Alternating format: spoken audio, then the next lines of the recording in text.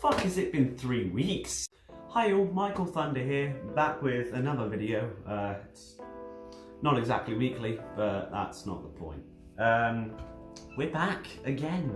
The second time, third season or whatever. Oh god, it's been 3 weeks, I'm so rusty. Look, let's get on with the video. This is my old pedal. It is, as you can see and really hear, it's not great. It's certainly seen better days, and you know, it's served me very well. I've had it for around 3 years, and you know, both of these still work. I have the other one in the case over there.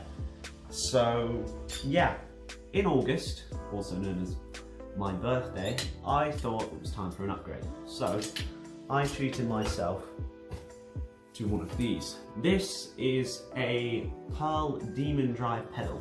It is one of the best pedals on the market, and it's just look at it. Look at it. It's beautiful. Aside from the looks, one of the main draws of this weapon of war is the drive. As you can see, unlike my old pedal, which has a chain drive, which you can see there, this one has a piece of metal, which is called a direct drive. So you can see between the pedal and the beta system, there is just one piece of metal instead of a chain, which makes it A, far more stable, and B, far more responsive. It is, yeah, it is stupid responsive. I'm going to show you that later in the video when I position my camera down by the bass drum. So, what's the price tag? It's around £300, which sounds stupid, and yeah, it kind of is. However, it's worth every penny in my opinion, and considering I've got 2 of these, you know I'm at least committed. There's so much adjustment on this beta, it is actually obscene. You have so many little features and so many little conveniences, like the beta having a center of gravity in the middle, being straight in the middle, and it being also quite thick. You also have a system where you can adjust how tight the beta is on the bass drum outside, externally. As you can see, again, for comparison, on my old pedal we have one of these, which, you know, isn't so bad when you have, you know, no footboard. However, on pedals where it does have a footboard and isn't stupid cheap, most things will have like just a direct way you can tie that in, tie that out, and it's kind of a pain in the ass because you have to finagle your way under the beta. Whereas with this one, of course, you don't have to do that. It's far easier, and I thank it for it, purely because the footboard, you know, the backboard as well, are just enormous. Like, for scale, that's my face compared to this. It is absolutely obscene, and I love it. It's so much more stable, and compared to this, which has 2 metal like rods holding it together, it's much nicer. As well, interestingly, unlike a lot of pedals, it doesn't have stabilizers either side, but it doesn't need it, and that makes it a little more compact in that area. So what you can do is you can just say, hey, I want something here for some reason, and it will be very easy to implement, unlike whereas you have to have 2 stabilizers here, you only need 1, and that's mostly due to the direct drive stability.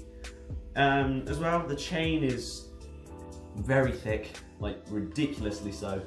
For comparison, that's my old one, quite flimsy and outstretched, but that's mostly just due to overuse. So yeah, everything about this pedal is incredible. Genuinely, it is the top of the line pedal, except maybe a DW9000 if you prefer chains. But this is the top pedal, period, if you want a direct drive. There is no competition at all, and I love it. So instead of just rambling on, I'm going to show it to you now.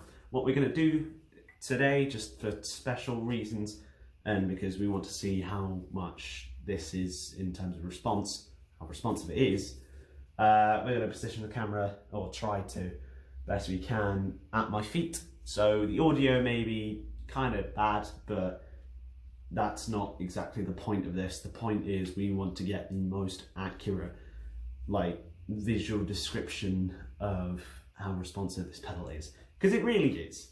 It's, you know, I spent over an hour setting up this one alone, and the other one took me even longer because I had to replicate the same settings so it didn't feel weird. That's like crazy. This pedal took me 3 minutes to set up when I first got it, and it really is just a testament to how customizable this is. Or if you just want factory settings, then just go with that, because they're good anyway. One more thing to mention, which I almost forgot. This can either come in a short board or a long board, and you can actually adjust it because of these bad boys. So I'm using short board at the minute because I just like experimenting, but you can have it in either. So that's a good thing as well. Let's get on with it.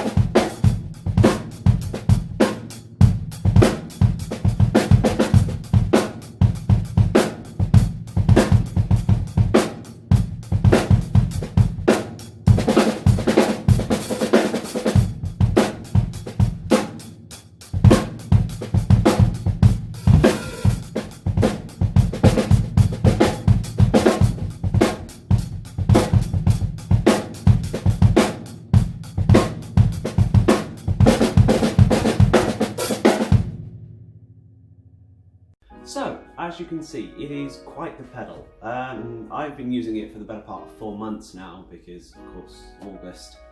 And honestly, it's good. It's worth every single penny if you can afford it. But even so, you know, it's getting to the point where pedals are just becoming like a new hobby for some people. You know, just not even drums, just pedals. It's crazy what they're doing. You know, every single brand, you know, Yamaha, Pearl, Mapex, they're all competing for the sort of best pedal, and DW as well, the main players in that.